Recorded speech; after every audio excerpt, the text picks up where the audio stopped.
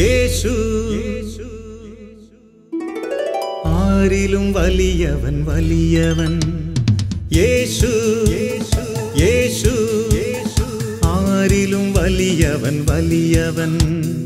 ആരിലും വലിയവൻ വലിയവൻ. സൗഖ്യദായകൻ പാപമോചകൻ. സൗഖ്യദായകൻ പാപമോചകൻ. യേശുവേകരക്ഷകൻ.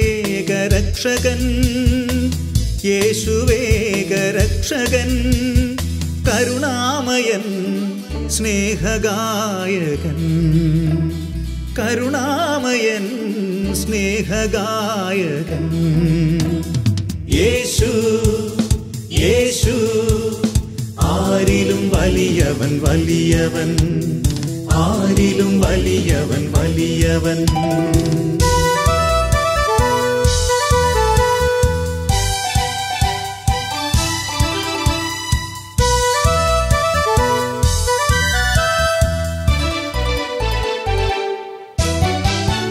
അത്ഭുതങ്ങളുടെ രാജാവ്, വിടുതലിൻ്റെ ആത്മാവ്.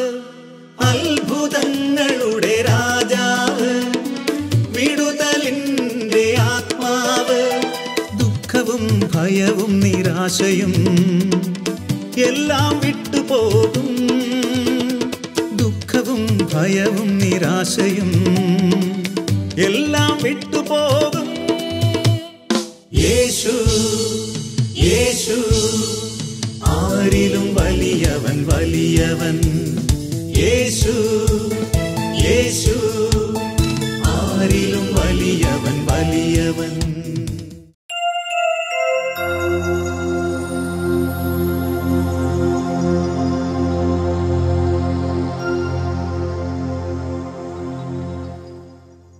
Praise the Lord. ഒത്തിരിയേറെ വലിയ സ്നേഹത്തോടെ ക്രിസ്തുവിൻ്റെ കരുണയിൽ ആശ്രയിച്ചുകൊണ്ട് ഈ വചന ശുശ്രൂഷയിലേക്കും പ്രാർത്ഥനകളിലേക്കും ഞങ്ങളെ സ്വാഗതം ചെയ്യുന്നു. നമ്മളെല്ലാവരും ദൈവത്തിൻ്റെ മക്കളാണ്. ദൈവ മക്കളെന്ന് അവകാശപ്പെടുന്ന നമ്മൾ ദൈവമക്കളുടെ സ്ഥാനത്തേക്ക് എങ്ങനെയാണ് ഉയരുന്നത്? ഒരു വ്യക്തി എങ്ങനെയാണ് ദൈവത്തിൻ്റെ മകനും മകളുമായിട്ട് മാറുന്നത്? അതേക്കുറിച്ച് നമ്മൾ ഈ ക്ലാസ്സിൽ ചിന്തിക്കാനായിട്ട് പോകുക. 1 യോഹന്നാൻ 5-ാം അധ്യായത്തിൻ്റെ 1 മുതൽ 5 വരെയുള്ള വചനം പറയുന്നു, യേശുവാണ് ക്രിസ്തുവെന്ന് വിശ്വസിക്കുന്ന ഏവനും ദൈവത്തിൻ്റെ പുത്രനാണ്. യേശുവാണ് ക്രിസ്തുവെന്ന്, അതായത് യേശുവാണ് അയക്കപ്പെട്ടവൻ, രക്ഷകനെന്ന് വിശ്വസിക്കുന്ന ഏവനും ദൈവത്തിൻ്റെ പുത്രനാണ്. അവിടെ യേശു ക്രിസ്തു രക്ഷകനാണ്, ദൈവമാണ് എന്ന് വിശ്വസിക്കുന്ന വ്യക്തിയാണ് ദൈവത്തിൻ്റെ പുത്രൻ. അങ്ങനെ വിശ്വസിക്കുന്ന ഒരു വ്യക്തിയാണ് ദൈവത്തിൻ്റെ പുത്രരുടെ സ്ഥാനത്തേക്ക് ഉയരുന്നത്.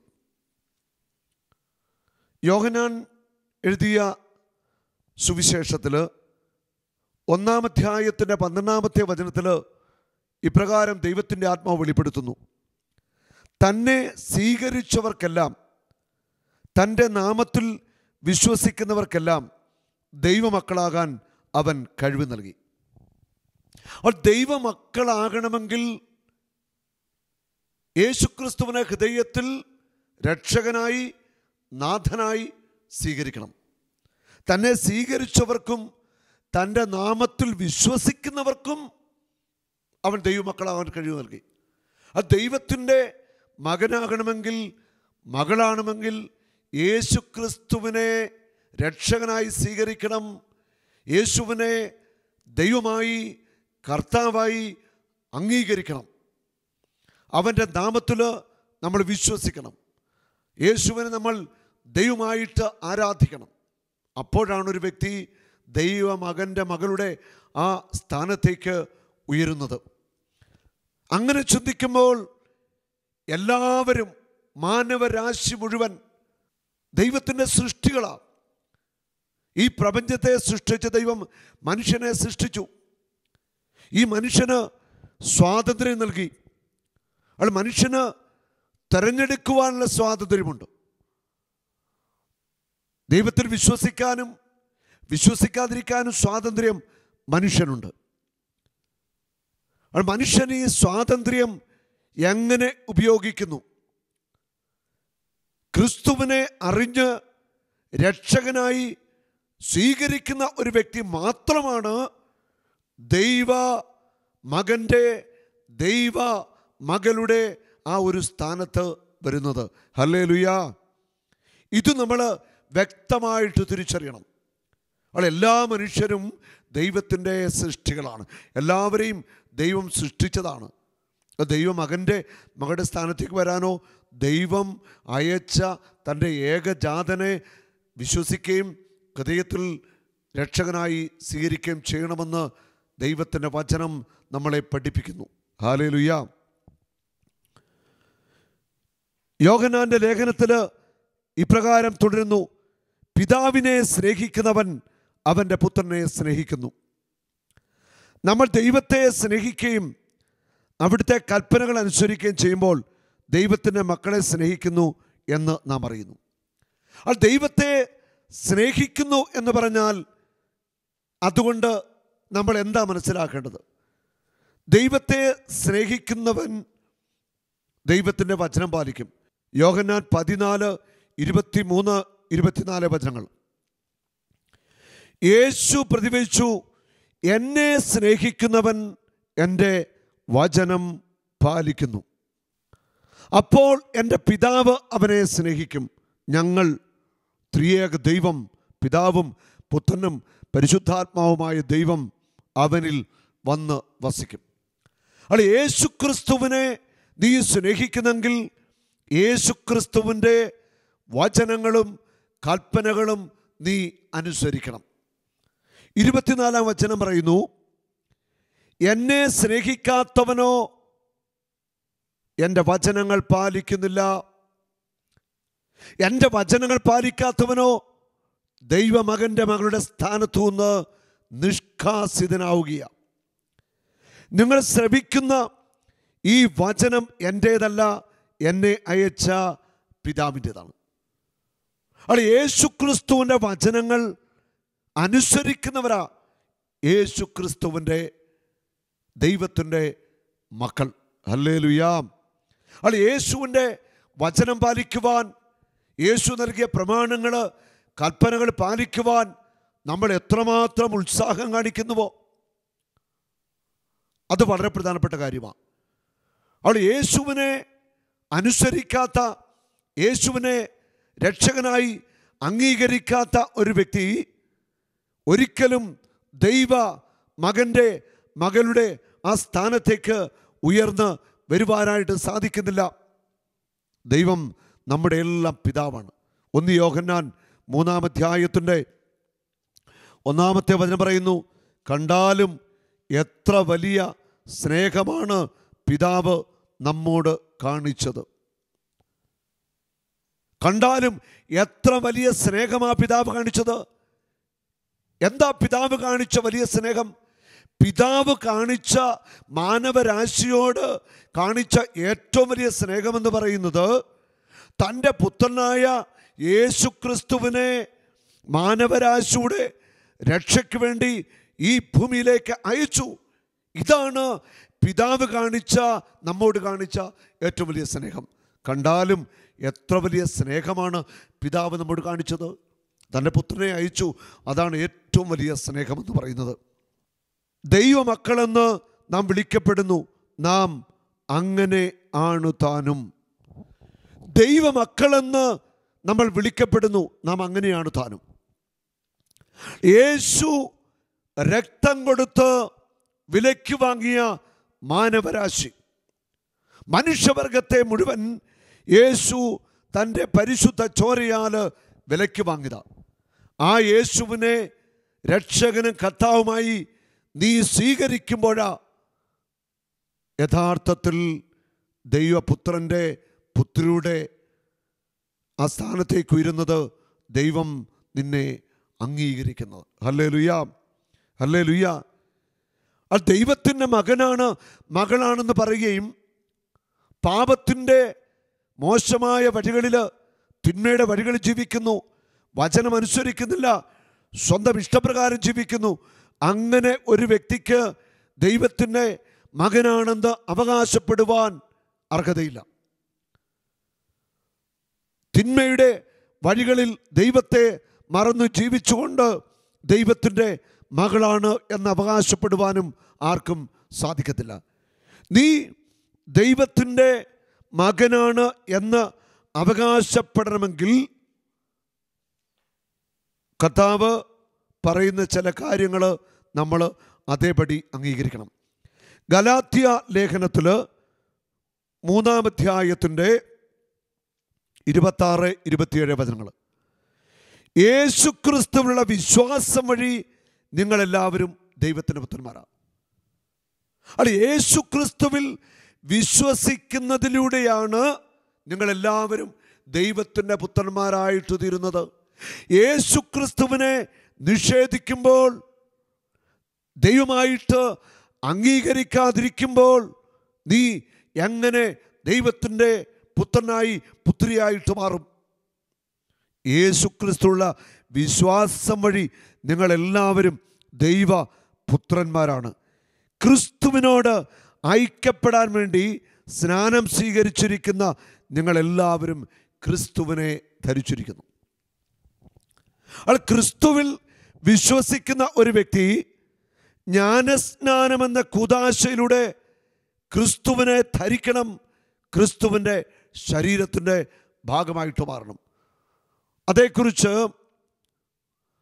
മത്തായിയുടെ സുവിശേഷത്തിൻ്റെ അവസാന അധ്യായത്തിൽ തൻ്റെ അപ്പസ്തോലന്മാരോട് ഇങ്ങനെ പറഞ്ഞു വയ്ക്കുന്നു. മത്തായി സുവിശേഷം 28:20 പിതാവിൻ്റെയും പുത്രൻ്റെയും പരിശുദ്ധാത്മാവിൻ്റെ നാമത്തിൽ അവർക്ക് ജ്ഞാനസ്നാനം നൽകുവിൻ. ഞാൻ നിങ്ങളോട് കൽപ്പിച്ചവയെല്ലാം അനുസരിക്കാൻ അവരെ പഠിപ്പിക്കുവിൻ. യുഗാന്ത്യം വരെ എന്നും ഞാൻ നിങ്ങളോട് കൂടെ ഉണ്ടായിരിക്കും. നിങ്ങൾ സകല സൃഷ്ടികളോടും സുവിശേഷം പറയണം. ഞാൻ പഠിപ്പിച്ച കാര്യങ്ങൾ അവരെ പഠിപ്പിക്കണം. യുഗാന്ത്യം വരെ ഞാൻ നിങ്ങളുടെ കൂടെ ഉണ്ടായിരിക്കും. പിതാവിൻ്റെയും പുത്രൻ്റെയും പരിശുദ്ധാത്മാവിൻ്റെ നാമത്തിൽ അവരെ സ്നാനപ്പെടുത്തണം. ഞാൻ കൽപ്പിച്ചവ എല്ലാം അവരെ അനുസരിക്കാൻ പഠിപ്പിക്കണം. ഉണ്ടോ? ഞാൻ കൽപ്പിച്ചവയെല്ലാം അവരെ അനുസരിക്കുവാനായിട്ട് പഠിപ്പിക്കണം. പിതാവിൻ്റെയും പുത്രൻ്റെയും പരിശുദ്ധാത്മാവിൻ്റെ നാമത്തിൽ ഒരു വ്യക്തി സ്നാനം സ്വീകരിക്കണമെങ്കിൽ ആ വ്യക്തി ആദ്യം വിശ്വാസത്തിലേക്ക് വരണം. വിശ്വാസത്തിലേക്ക് വരാത്ത ഒരു വ്യക്തി സ്നാനം സ്വീകരിക്കുന്നില്ല. സ്നാനം സ്വീകരിച്ചു കഴിയുമ്പോഴോ ആ വ്യക്തി ക്രിസ്തുവിൻ്റെ ശരീരത്തിൻ്റെ ആത്മാവിൻ്റെയൊക്കെ ഭാഗമായിട്ട് മാറുകയാണ്. അങ്ങനെ സ്നാനം സ്വീകരിച്ച വ്യക്തി ക്രിസ്തു പഠിപ്പിച്ച കാര്യങ്ങൾ പഠിക്കണം, അവയെ അനുസരിക്കണം. അത് മറ്റുള്ളവരെ പഠിപ്പിക്കാൻ കൂടി വിളിക്കപ്പെട്ടവരാണ് നമ്മൾ ഓരോരുത്തരും. ഇത് നമ്മൾ ചെയ്തേ പറ്റത്തുള്ളൂ. പിതാവിൻ്റെയും പുത്രൻ്റെയും പരിശുദ്ധാത്മാവിൻ്റെ നാമത്തിൽ സ്നാനം കൊടുക്കണമെന്നു തന്നെയാണ് ദൈവവചനം പഠിപ്പിക്കുന്നത്.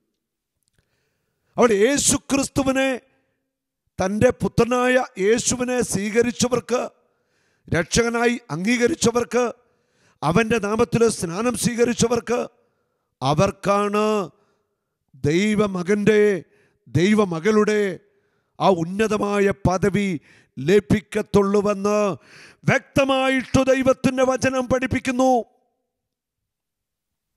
ഹല്ലേലൂയ. ക്രിസ്തുവിൽ വിശ്വസിക്കുന്ന വ്യക്തി സഭയോട് ചേരുവാൻ, ക്രിസ്തുവിൻ്റെ ശരീരത്തിൻ്റെ ഭാഗമായിട്ട് മാറുവാനുള്ള തീരുമാനത്തിലേക്ക് കൂടി കടന്നു വരണം. അതിനുള്ള ഇച്ഛാശക്തി കാണിക്കണം, അതിനുള്ള ആത്മധൈര്യം കാണിക്കണം. 1 യോഹന്നാൻ 5-ാം അധ്യായത്തിൻ്റെ 3, 4, 5 വചനങ്ങൾ. ദൈവത്തെ സ്നേഹിക്കുകയെന്നാൽ അവിടുത്തെ കൽപ്പന അനുസരിക്കുകയെന്ന് അർത്ഥം. അവിടുത്തെ കൽപ്പനകൾ ഭാരമുള്ളവയല്ല. അവിടുത്തെ കൽപ്പനകൾ ഭാരമുള്ളവയല്ല. ദൈവത്തിൻ്റെ കൽപ്പനകൾ ഭാരമുള്ളവയല്ല. നിങ്ങൾ എൻ്റെ അടുക്കൽ വരിക, നിങ്ങളെ ഞാൻ ആശ്വസിപ്പിക്കാം. എൻ്റെ നുകം നിങ്ങൾ വഹിക്കണം, അതിന് ഭാരമില്ലെന്ന് യേശു തന്നെ നമ്മളോട് പറയുന്നുണ്ട്. ആ ദൈവത്തിൻ്റെ വചനമനുസരിക്കുക, കൽപ്പന അനുസരിക്കുക, ഇത് ഭാരപ്പെട്ട കാര്യമല്ല. ദൈവത്തിൻ്റെ ആത്മാവിനാൽ ഒരു വ്യക്തി നിറഞ്ഞു കഴിയുമ്പോൾ വളരെ സ്വാഭാവികമായി ആത്മാവിനാൽ ആ വ്യക്തി നയിക്കപ്പെടും. അപ്പോൾ ദൈവത്തിൻ്റെ വചനം, കൽപ്പനകളൊക്കെ പാലിക്കും. ദൈവത്തിൻ്റെ സ്നേഹത്തിൽ ആ വ്യക്തിക്ക് എന്നും നിലനിൽക്കുവാനുമായിട്ട് കഴിയും. ദൈവത്തിൽ നിന്ന് ജനിച്ച ഏവനും ലോകത്തെ കീഴടക്കുന്നു. ദൈവത്തിൽ നിന്ന് ജനിച്ച ഏവനും ലോകത്തെ കീഴടക്കുന്നു. ദൈവത്തിൽ നിന്ന് ജനിക്കുക എന്ന് പറയുമ്പോൾ യേശു നിക്കോദേമോസിനോട് പറയുന്നുണ്ട്, ജലത്താലും ആത്മാവിനാലും നീ വീണ്ടും ജനിക്കണം. മാംസത്തിൽ നിന്ന് ജനിക്കുന്നത് മാംസമാണ്, ആത്മാവിൽ നിന്ന് ജനിക്കുന്നത് ആത്മാവും. അപ്പം ആത്മാവിൽ വീണ്ടും ജനിച്ച ഒരു വ്യക്തിയാണ് ലോകത്തെ കീഴ്പ്പെടുത്തുന്ന മനുഷ്യൻ. ലോകത്തെ കീഴ്പ്പെടുത്തുക എന്ന് പറഞ്ഞാൽ ലോകത്തിൻ്റെ മോഹങ്ങൾ, ആസക്തികൾ, ലോകത്തിൻ്റെ പ്രതാപം, ലോകത്തിൻ്റെ സുഖങ്ങൾ അത് ഉപേക്ഷിച്ചുകൊണ്ട് ക്രിസ്തു നടന്ന വഴിയിൽ നടക്കുന്നവനാ ലോകത്തെ ജയിച്ചവൻ. ഹല്ലേലൂയ. ലോകത്തെ കീഴ്പ്പെടുത്താൻ വേണ്ടി, ലോകത്തെ ജയിക്കാൻ വേണ്ടി യേശു നമുക്ക് നൽകുന്നത് അവൻ്റെ ആത്മാവിനെ തന്നെയാണ്. അവൻ്റെ ആത്മാവിനെ അവൻ തരുന്നത് അവൻ്റെ നാമത്തിൽ വിശ്വസിക്കുന്നവർക്ക്, അവൻ്റെ നാമത്തെ വിളിച്ചപേക്ഷിക്കുന്നവർക്ക്, അവനെ രക്ഷകനാഥനുമായി സ്വീകരിക്കുന്നവരുടെ മേല അവൻ തൻ്റെ ആത്മാവിൻ്റെ അഭിഷേക ശക്തി കൊണ്ട് നിറയ്ക്കുന്നത്.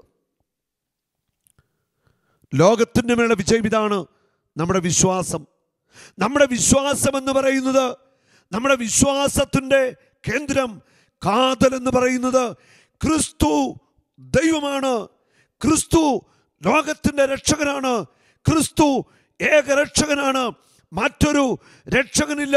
യേശു ക്രിസ്തുവിനെ മാത്രമേ ദൈവപിതാവിൻ്റെ അടുക്കൽ എത്തുവാൻ സാധിക്കൂ. ഇതാണ് വിശ്വാസത്തിൻ്റെ ആണിക്കല്ല്. ഇതാണ് വിശ്വാസത്തിൻ്റെ സെന്റർ പോയിന്റ്. ഹല്ലേലൂയ. വിശ്വാസം എന്ന് പറയുന്നത് ക്രിസ്തുവിനെ സ്വന്തമാക്കുന്നവനാ വിശ്വാസി എന്ന് പറയുന്നത്. യേശു ദൈവപുത്രനാണെന്ന് വിശ്വസിക്കുന്നവനല്ലാതെ മറ്റാരാണ് ലോകത്തെ കീഴടക്കുക? ലോകത്തെ കീഴടക്കണമെങ്കിൽ യേശു ദൈവപുത്രനാണെന്ന് നീ വിശ്വസിക്കണം. യേശു ദൈവപുത്രൻ അല്ല എന്ന് ആരെങ്കിലും പറഞ്ഞാൽ അവരെക്കുറിച്ച് 1 യോഹന്നാൻ 4:1 വചനം പറയുന്നു, പ്രിയപ്പെട്ടവരെ, എല്ലാ ആത്മാക്കളെയും നിങ്ങൾ വിശ്വസിക്കരുത്. ആത്മാക്കളെ പരിശോധിച്ച് അവ ദൈവത്തിൽ നിന്നാണോ എന്ന് വിവേചിക്കുവിൻ. പല വ്യാജ പ്രവാചകന്മാരും ലോകത്തിലെങ്ങും പ്രത്യക്ഷപ്പെട്ടിരിക്കുന്നു. പല വ്യാജ പ്രവാചകന്മാർ ലോകത്തിലുണ്ട്. അവർ യേശുവിനെ നിഷേധിക്കുന്നു, യേശുവിനെ അന്വേഷിക്കുന്നില്ല. എവിടെയും യേശുവിൽ വിശ്വസിക്കുന്നവരെ ഞെരുക്കുന്നു, പീഡിപ്പിക്കുന്നു, അപമാനിക്കുന്നു, ഒറ്റപ്പെടുത്തുന്നു. ലോകം മുഴുവൻ ഇത് ക്രിസ്തുവിൽ വിശ്വസിക്കുന്നവർ അനുഭവിച്ചു കൊണ്ടിരിക്കുന്ന കാര്യമാണ്. ദൈവത്തിൻ്റെ ആത്മാവിനെ നിങ്ങൾക്ക് ഇങ്ങനെ തിരിച്ചറിയാം. യേശു ക്രിസ്തു ശരീരം ധരിച്ചു വന്ന് ഏറ്റുപറയുന്ന ആത്മാവ് ദൈവത്തിൽ നിന്നാണ്.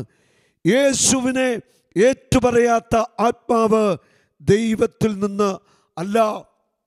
യേശുവിനെ ഏറ്റുപറയാത്ത ആത്മാവ് ദൈവത്തിൽ നിന്ന് അല്ല. അപ്പോൾ യേശു ക്രിസ്തുവിൽ വിശ്വസിക്കുന്ന വ്യക്തി യേശു ദൈവമാണെന്ന്, കർത്താവാണെന്ന് ഏറ്റുപറയണം. അപ്പോൾ നീ ദൈവമകനാകും, ദൈവത്തിൻ്റെ മകളാകും. യേശു ദൈവമാണ്, കർത്താവാണ്.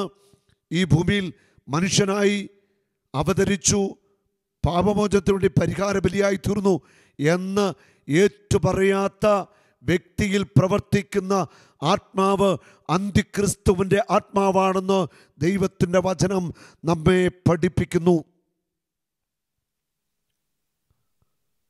ആ ദൈവത്തിൻ്റെ മക്കളാണെന്ന് നീ അവകാശപ്പെടുന്നുവെങ്കിൽ യേശുക്രിസ്തുവിനെ ഹൃദയത്തിൽ സ്വീകരിച്ച് അധരം കൊണ്ട് ദൈവമാണ്, രക്ഷകനാണെന്ന് നീ ഏറ്റുപറയണം. ഏറ്റുപറഞ്ഞേ മതിയാവത്തുള്ളൂ. ഇവിടെ ഒരു കോംപ്രമൈസ് ഇല്ല, ഇവിടെ ഒരു വിട്ടുവീഴ്ചയുമില്ല. യേശുക്രിസ്തു മാത്രമാണ് കർത്താവ്, അവിടുന്ന് മാത്രമാണ് ദൈവം, അവിടുന്ന് മാത്രമാണ് മാനവരാശിയുടെ രക്ഷകൻ, അവിടുന്ന് മാത്രമാണ് ലോകത്തിൻ്റെ ഏകരക്ഷകൻ. ഇത് വിശ്വസിക്കുന്നവൻ, ഇത് ഏറ്റുപറയുന്നവൻ, ഇത് പ്രഖ്യാപിക്കുന്നവനാണ് ദൈവത്തിൻ്റെ മകൻ, ദൈവത്തിൻ്റെ മകൾ. ഹല്ലേലൂയ. അടിയുറച്ച വിശ്വാസത്തിലേക്കും ഹൃദയം ചൊലിക്കുന്ന വിശ്വാസത്തിൻ്റെ തീഷ്ണതയിലേക്കും ക്രിസ്തുവിൽ വിശ്വസിക്കുന്നവർ കടന്നു വരണം. അവന് വേണ്ടി മരിക്കാൻ പോലുമുള്ള ആ ദാഹമുണ്ടാവണം. അവന് വേണ്ടി രക്തസാക്ഷിയാകേണ്ടി വന്നാൽ അതിനുപോലുമുള്ള നെഞ്ചുറപ്പ് തരുവാൻ ദൈവത്തിൻ്റെ ആത്മാവിന് സാധിക്കും. യേശു മാത്രമാണ് കർത്താവ്, യേശു മാത്രമാണ് ദൈവം. ഹല്ലേലൂയ. അവനെ നമുക്ക് സ്തുതിക്കാം, അവനെ നമുക്ക് ആരാധിക്കാം. യേശുവിനെ ഒന്ന് സ്തുതിച്ച് ആരാധിക്കട്ടെ. ഹല്ലേലൂയ. കർത്താവേ, ആത്മാവിനെ അയക്കണമേ, അന്തിക്രിസ്തുവിൻ്റെ ആത്മാവിനെ ബന്ധിക്കണമേ, അവിശ്വാസത്തിൻ്റെ ആത്മാവിനെ ബന്ധിക്കണമേ. ദൈവജനം വിശ്വാസത്തിൻ്റെ ശക്തി കൊണ്ട് നിറയട്ടെ. ഈ ശുശ്രൂഷയിൽ പങ്കെടുക്കുന്ന സകലരുടെ മേലും ദൈവാത്മാവിൻ്റെ ശക്തി ആവസിക്കട്ടെ, ദൈവാത്മാവിൻ്റെ ശക്തി കടന്നു പോകട്ടെ. യേശുവേ, അങ്ങ് മാത്രമാണ് രക്ഷകൻ, അങ്ങ് മാത്രമാണ് കർത്താവ്, അങ്ങ് മാത്രമാണ് രാജാവ്, അങ്ങ് മാത്രമാണ് ദൈവം. ലോകം ഏറ്റുപറയട്ടെ, മാനവരാശി ഏറ്റുപറയട്ടെ, അങ്ങ് മാത്രമാണ് ദൈവം. കരമടിച്ച് കർത്താവിനെ നമുക്ക് മഹത്വപ്പെടുത്താം.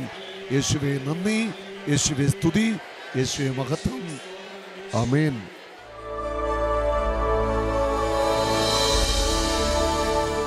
ജോളി ഈ പാവറട്ടി ഇടവക്കാരിയാണ്. ജോളി കോട്ടയത്ത് ധ്യാനിക്കാൻ വന്നിരുന്നു.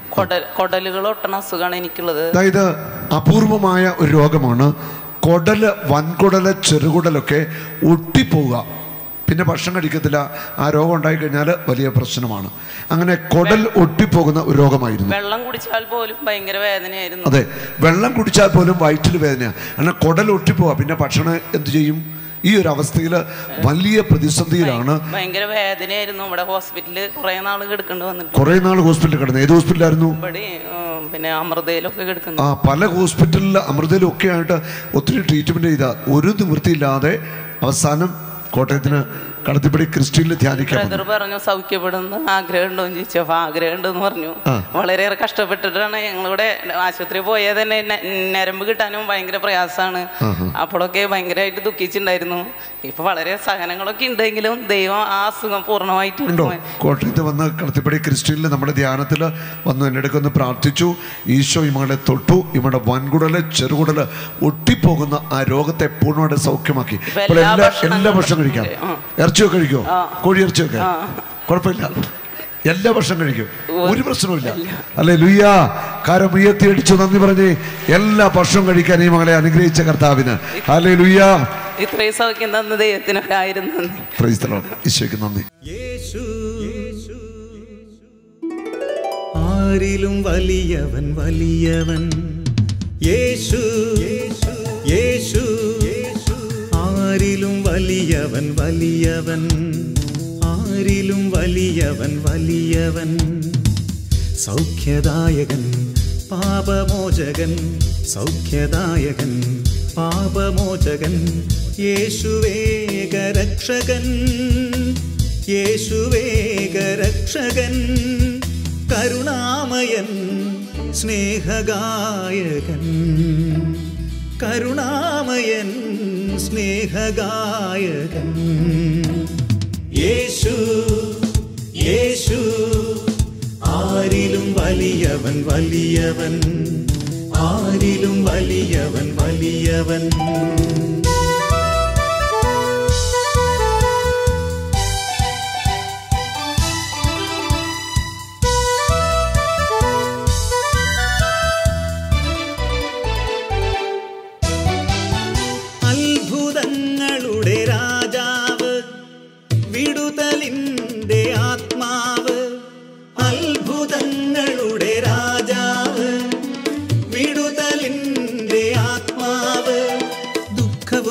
ഭയവും നിരാശയും എല്ലാം വിട്ടുപോകും. ദുഃഖവും ഭയവും നിരാശയും എല്ലാം വിട്ടുപോകും. യേശു യേശു ആരിലും വലിയവൻ വലിയവൻ. യേശു യേശു